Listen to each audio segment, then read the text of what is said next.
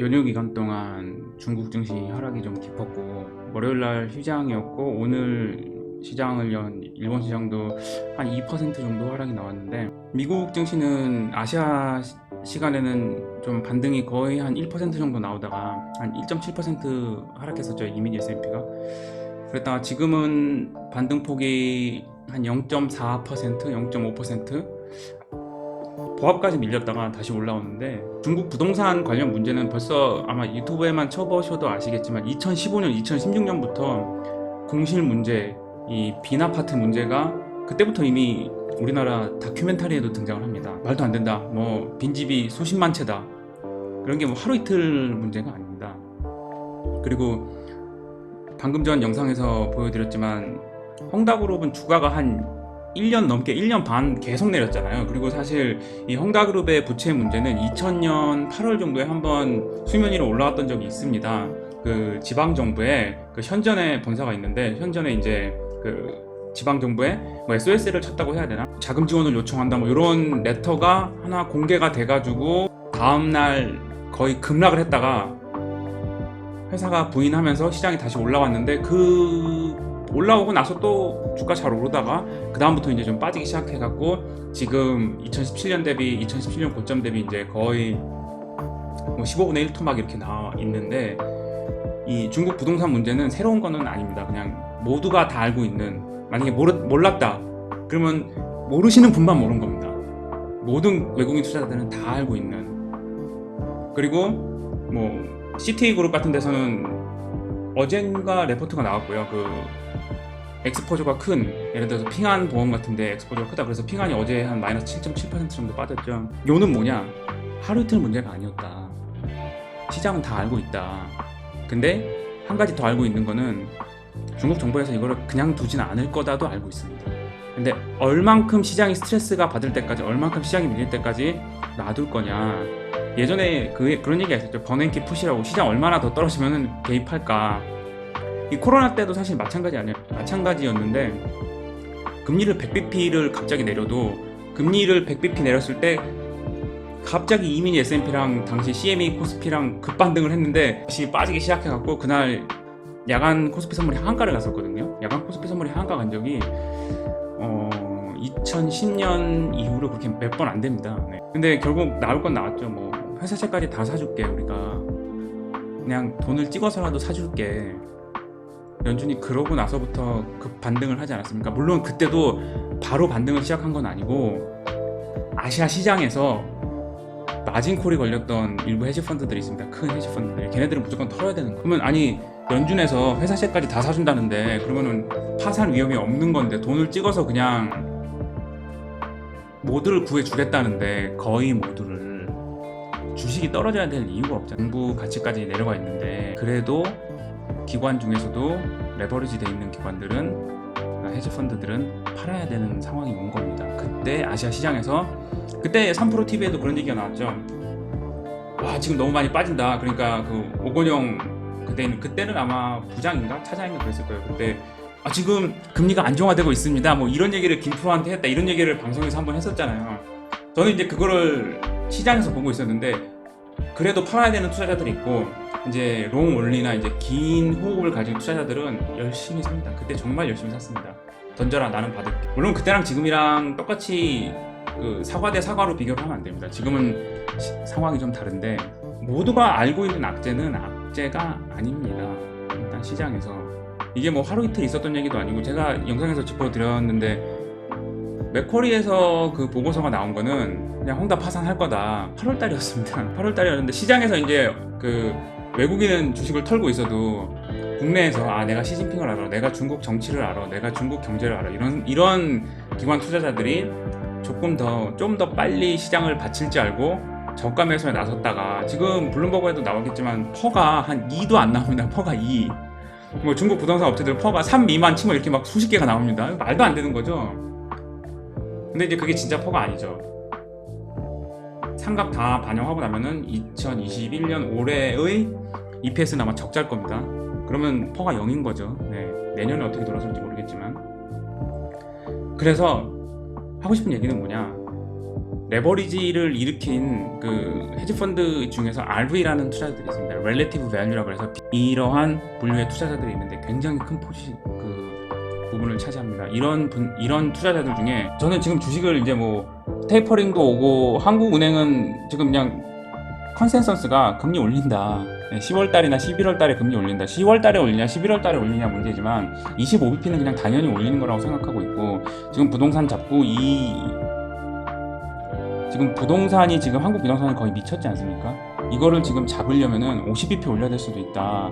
뭐 이런 얘기 기관 투자가들 사이에는 가끔 나오는 얘기는 윤지호 센터장도 이리온에서는 했습니다. 그 3프로에서는 안 하는데, 그래서 저는 이리온 보는 걸 좀 추천드려요. 3프로보다 저는 이리온을 훨씬 자주 봅니다.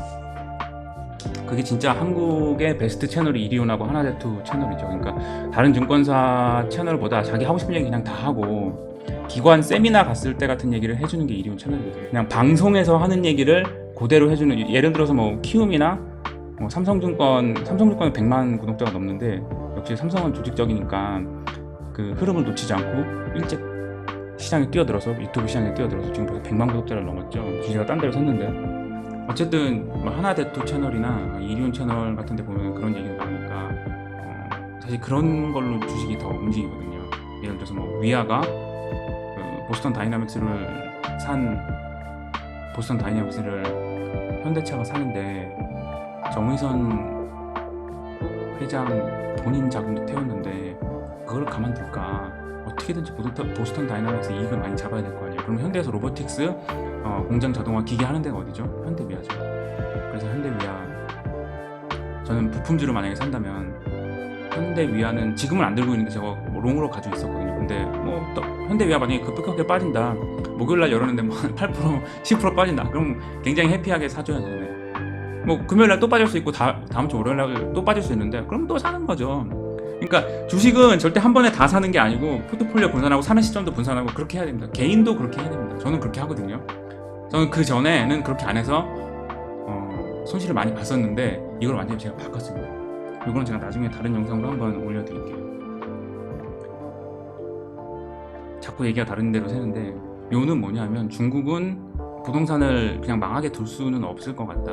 그리고 주식을 그냥 절대 밸류로 봤을 때, 성장성 대비 지금 주식이 싸냐 비싸냐를 봤을 때 지금은 그냥 싸지도 비싸지도 않은 가격인 것 같아요, 한국 주식 같은 경우는. 그런데 만약에 여기서 2% 3% 하락이 나온다 하면은 이 모멘텀이 있는 기업들 있잖아요. 뭐 현대위아, 현대차, 기아차, 그리고 LG전자, 제 영상에서 올린 것들은 제가 다 그냥 롱으로 갖고 있는 종목들입니다. 아니면 갖고 있거나 갖고 있었거나, 저는 여러 종목을 사는 게 아니라 알고 있는 거 몇 개만 사거든요. 공부한 거, 내가 자신 있는 것만. 그리고 이마트 같은 경우는 지금도 일부 계속 들고 있고, LG전자도 일부 계속 들고 있는데, 현대차도 들고 있고. 근데 주식 비중을 많이 줄여놨죠. 그러면은 내려오면 당연히 사야죠. 네, 당연히 살 겁니다.